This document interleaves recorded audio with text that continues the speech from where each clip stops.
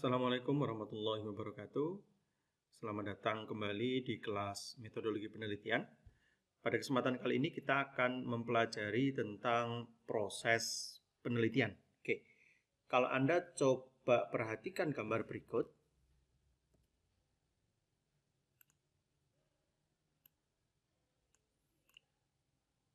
Nah, ini adalah langkah-langkah dalam metode ilmiah, yaitu penggunaan aspek logika untuk merumuskan hipotesis. Nah, kalau coba Anda baca dari gambar yang Anda lihat, di sini ada sekumpulan atau serangkaian kegiatan yang dilakukan dalam rangka untuk penggunaan aspek logika untuk merumuskan suatu hipotesis, ya. Tentu suatu penelitian, ya. Tadi kita bicara proses penelitian itu bersumber dari suatu masalah, ya. Jadi seorang peneliti atau Anda sebagai seorang mahasiswa ingin meneliti sesuatu, maka harus berangkat dari suatu permasalahan. Nah, permasalahan ini bisa dikategorikan paling tidak menjadi dua. Ada permasalahan yang empiris berdasarkan pengamatan, pengalaman, ya, yang Anda temukan atau yang terjadi di lapangan, ataupun sumber masalahnya bisa bersifat teoritis, menguji teori dan lain sebagainya. Nah, dari sumber masalah ini, baik yang tadi Anda temukan secara langsung di lapangan, semisal Anda melihat di lingkungan terdekat Anda gitu ya. Misal Anda lihat di desa Anda kok ini pelayanan administrasinya kok tidak baik, kok jelek berdasarkan pengalaman Anda ya, atau pengamatan ngurus KTP kok susah. Maka Anda merumuskan permasalahan. Apa masalahnya? Masalahnya adalah semisal pengurusan KTP di kelurahan tidak transparan, berbelit-belit, kemudian mungkin lambat dan lain sebagainya. Ya, ini rumusan masalah dari empiris, ya, dari sumber masalah empiris yaitu pengalaman atau pengamatan langsung Anda. Nah, dari rumusan masalah tadi, maka yang harus kita lakukan selanjutnya, jadi ketika Anda menemukan masalah pertamanya ya, jadi masalahnya apa sih yang mau diteliti, ya, kemudian dirumuskan sebenarnya inti pokok masalahnya apa, sudah ketemu, baru di sini kita harus berpikir. Nah, berpikir ini tentu kalau kita sebagai seorang pelajar, sebagai seorang peneliti, dosen, dan lain sebagainya, maka harus membaca. Membaca ini wajib hukumnya. Nah, tergantung nanti Anda bisa lihat, membaca dan berpikir itu Anda lihat di dua aspek. Apakah Anda ingin membaca konsep dan teori yang relevan terhadap permasalahan yang Anda temukan ini, atau Anda bisa langsung merujuk kepada penelitian-penelitian serupa yang membahas tentang masalah serupa yang ingin Anda atasi, yang misalnya di permasalahan KTP atau permasalahan administrasi ya. Jadi ada konsep teori ya, Anda baca buku dan berpikir tentunya ya, baru membaca di sini tentu dari buku-buku teori yang relevan, konsep dan teori yang relevan, atau yang tadi pilihannya membaca hasil penelitian ya, yang tentunya yang relevan. Baru nanti kalau dilihat, kalau dari sisi konsep teori nanti prinsipnya jadi prinsip deduksi ya. Kalau dari penemuan relevan jadi prinsip induksi. Nah, baru setelah kita membaca referensi yang relevan, baik dari konsep teori ataupun penemuan, yang kita tarik menjadi suatu pengajuan hipotesis. Hipotesis ini bisa jadi praduga Anda, kesimpulan sementara Anda, yang tentunya hipotesis ini butuh untuk diuji. Ya. Nanti bisa menyatakan praduga terhadap variabel. Ada variabelnya apa, operasional atau memilih dan lain sebagainya. Kemudian jadilah nanti suatu riset ya, penemuan, kemudian atau jadi suatu kesimpulan. Nah, kalau kita coba lihat ya, ini nanti Anda bisa baca ya. Proses yang paling awal yaitu tadi tentunya analisis masalah ya.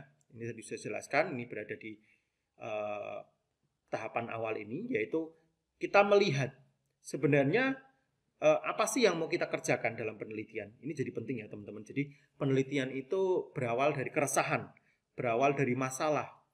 Masalahnya tidak usah jauh-jauh, mungkin ada di sekitar Anda, tempat lingkungan kerja Anda, tempat tinggal Anda, atau tempat Anda bersosialisasi, ataupun terhadap teori-teori yang dikembangkan, atau apapun yang ada di sekitar Anda. Nah, ini yang menjadi permasalahan utama yang selanjutnya Anda harus analisa suatu masalah. Nah, di dalam penelitian kualitatif biasanya bertolak dari studi pendahuluan dari objek penelitian yang diteliti. Misal primary study melalui fakta-fakta yang empiris.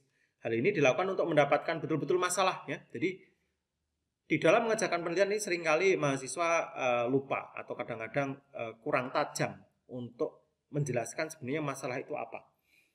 Misal kalau kita berbicara kita masalah administrasi Pak surat ya, masalahnya di mana? Apakah proses pengajuannya yang lambat atau pengajuannya mudah Pak, tinggal masuk aplikasi. Tetapi yang jadi masalah apa? Proses verifikasinya yang bermasalah, ya. Atau mungkin proses legalitasnya, surat ini asli atau tidak. Maka inilah yang perlu teman-teman nanti fokuskan, ya. Nah, setelah ketemu masalah, menganalisa masalah tadi, nah kita butuh untuk merumuskan masalah. Nah, sebenarnya di dalam penelitian kita tidak harus yang terlalu muluk-muluk. Coba Anda selesaikan satu masalah yang memang betul-betul secara spesifik. Kalau tadi permasalahan administrasi semisal, apakah permasalahan administrasi ini yang ribet ini di pengajuannya? Ataukah di proses verifikasinya yang harus muter ke sana ke sini, ataukah di proses validasi datanya? Ataukah di proses cetaknya? Pak, enggak, di satu ini Pak, di empat-empatnya ini bermasalah, lima ini bermasalah. Maka sebenarnya kalau masalahnya di pengajuan, kemudian proses verifikasi data, kemudian proses validasi data, keabsahan data, kemudian masalah pencetakan data, maka ini sebenarnya bisa jadi 4 penelitian yang berbeda yang mungkin bisa dikerjakan oleh 4 orang. Maka merumuskan masalah utama yang ingin dikerjakan ini sangat penting. Bukan berarti ketika Anda mengerjakan skripsi dan lain sebagainya semua ini ingin dikerjakan, ya. Semua masalah dapat dijawab maka harus dirumuskan secara spesifik yang umumnya dibuat dalam bentuk kalimat tanya yang merupakan pernyataan mengenai objek empiris berdasarkan pengamatan berarti ya. Yang jelas batasannya serta dapat diidentifikasikan faktor-faktor yang terkait di dalamnya. Jadi betul-betul ada batasannya, bukan berarti ketika Anda melakukan penelitian gebiah-uyah gitu ya, semuanya enggak, tapi harus Anda betul-betul fokusnya di apa. Ya, semisal kalau membuat surat, ya dijelaskan surat ini mau dibuat pakai metode apa, ya. Generate surat Pak, generate-nya mau pakai apa semisal. Kemudian kalau ini dikembangkan, aplikasinya mau saya kembangkan model web Pak, web based. Nah, webnya mau digunakan dengan teknologi apa? Jadi ini perumusan masalah. Nah, kita lihat di contohnya, ya. Misal penerapan metode MVC pada aplikasi surat berbasis framework kode Uniter. Maka itu perumusannya, ya. Sudah jelas masalahnya administrasi surat, mau dikembangkan dengan batasannya teknologinya apa dan lain sebagainya, ya. Baru setelah itu kita menyusun kerangka berpikir. Kerangka berpikir ini yaitu argumentasi yang menjelaskan hubungan yang mungkin terdapat antara berbagai faktor yang saling berkaitan atau saling mengkait dan membentuk konstelasi permasalahan. Nah, kerangka berpikir ini disusun secara rasional berdasarkan premis-premis ilmiah yang telah teruji kebenarannya dengan memperhatikan faktor-faktor empiris yang relevan dengan permasalahan. Nah, di dalam menyusun kerangka berpikir ini, tentu tadi kalau kita kembali lagi ke gambar di atas, tentu ini bisa Anda peroleh dengan cara bagaimana? Membaca konsep teori yang relevan atau ya, berarti Anda bisa lakukan kedua-duanya. Kalau sekarang trennya kalau di dalam teknologi orang melakukan dua-duanya ini ya, penemuan yang relevan yaitu membaca jurnal, membaca hasil conference dan lain sebagainya. Nah, ini dalam rangka menyusun kerangka berpikir. Nah, kerangka berpikir ini akan tersusun secara baik ketika Anda mempunyai referensi yang komprehensif. Ya, jadi referensinya bukan dari satu permasalahan saja, tapi berbagai macam referensi Anda lihat.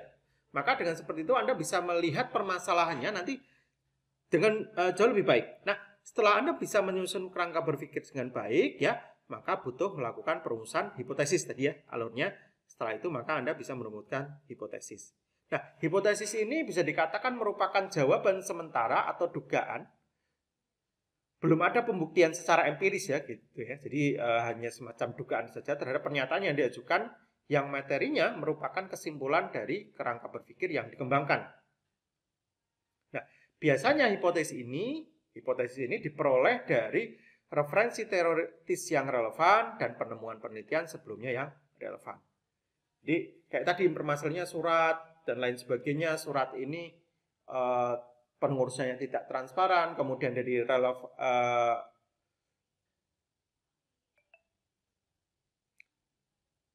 teori-teori yang relevan ataupun dari jurnal yang relevan Anda baca ternyata dalam kasus ini bisa diselesaikan dengan metode A atau bisa diselesaikan dengan teknologi B. Nah, maka ini hipotesis-hipotesis yang Anda susun dalam rangka untuk memberikan jawaban sementara. Baru setelah itu nanti kita bisa melakukan pengujian hipotesis dan melakukan analisa, ya. Nah, di dalam pengujian hipotesis ini tentu dan analisis Anda harus mengumpulkan pertama adalah data dan fakta yang relevan dengan hipotesis yang diajukan untuk memperlihatkan apakah terdapat fakta yang mendukung hipotesis tersebut atau tidak. Nah, pengujian hipotesis dilakukan dengan beberapa langkah. Nah, semisal Anda bisa memilih metode strategi desain penelitian yang sesuai. Untuk menyelesaikan ini mungkin metode pengembangan sistem, kalau Anda bikin sistem mungkin pakai metode spiral atau menggunakan metode waterfall gitu ya, modified waterfall ataupun metode-metode yang lain, SDLC dan lain sebagainya, atau prototyping. Ya, bisa juga menggunakan metode survei, eksperimen gitu ya, action research, studi kasus dan lain sebagainya. Ataupun menyusun instrumen penelitian. Kalau semisal data Anda itu biasanya time series dan membutuhkan raw data, maka Anda butuh membuat instrumen tes, angket, kuesioner, wawancara, observasi yang nanti harus dibagikan.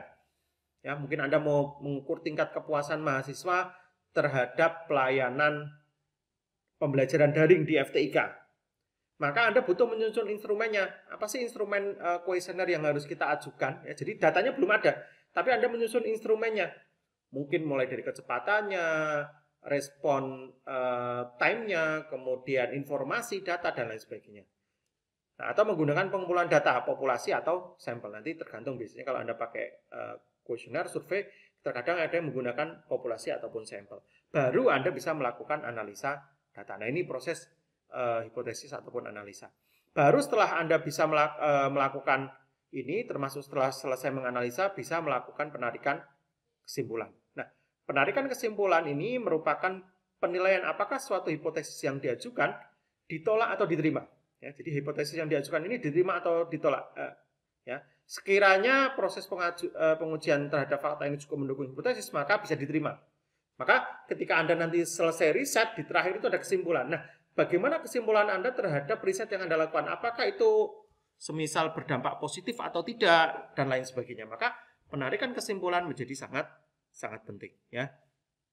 Jadi itu adalah proses penelitian. Jadi yang paling mendasar yang harus teman-teman lakukan sekarang adalah coba teman-teman lihat di sekelilingnya, kira-kira ada nggak sih suatu permasalahan yang mungkin bisa teman-teman selesaikan. Tentunya kalau kita jurusannya teknologi informasi atau prodi kita teknik informatika, maka ada nggak sih suatu permasalahan yang ada di sekitar Anda, yang di sekeliling Anda, bisa Anda selesaikan dengan menggunakan atau sarana teknologi informasi. Kira-kira masalahnya apa?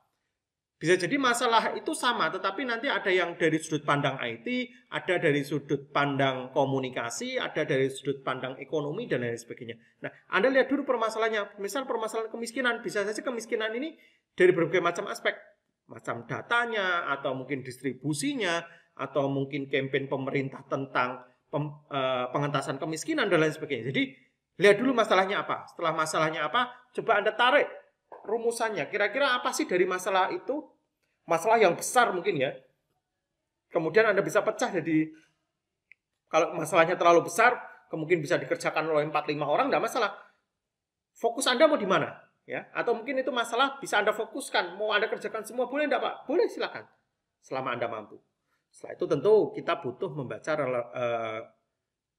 konsep teori ataupun penemuan yang relevan dalam rangka untuk menyusun suatu hipotesis. Kira-kira apa yang terjadi ini? Kira-kira bisa kita selesaikan seperti apa? Teknologinya seperti apa? Nah, hipotesis ini butuh diajukan. Meskipun hipotesis ini kesimpulannya sementara. Artinya, hipotesisnya gimana Pak? Misal ada pelayanan kayak gitu, mau saya buat pakai web. Kenapa pakai web? Karena saya membuat hipotesis. Kalau ini dibuat pakai web, accessibility-nya jadi lebih mudah. Data bisa diakses dari manapun. Kemudian aplikasi jadi lebih user friendly dan lain sebagainya. Ini kan hipotesis. Ya, maka dibutuhkan pengujian nanti ya. Metodenya apa, pengembangan sistemnya dibuat, kemudian diuji, mungkin pakai black box, white box dan lain sebagainya. Baru ditarik kesimpulan. Oh, ternyata hipotesis yang saya sebutkan di awal bahwasanya pelayanan administrasi ini bisa diselesaikan dengan model web, konsepnya pemrogramannya MVC dan lain sebagainya. Ini ternyata betul. Nah, ini adalah proses-proses penelitian yang harus Anda lakukan. Nah, saya kira itu untuk pertemuan kita hari ini. Terima kasih. Wassalamualaikum warahmatullahi wabarakatuh.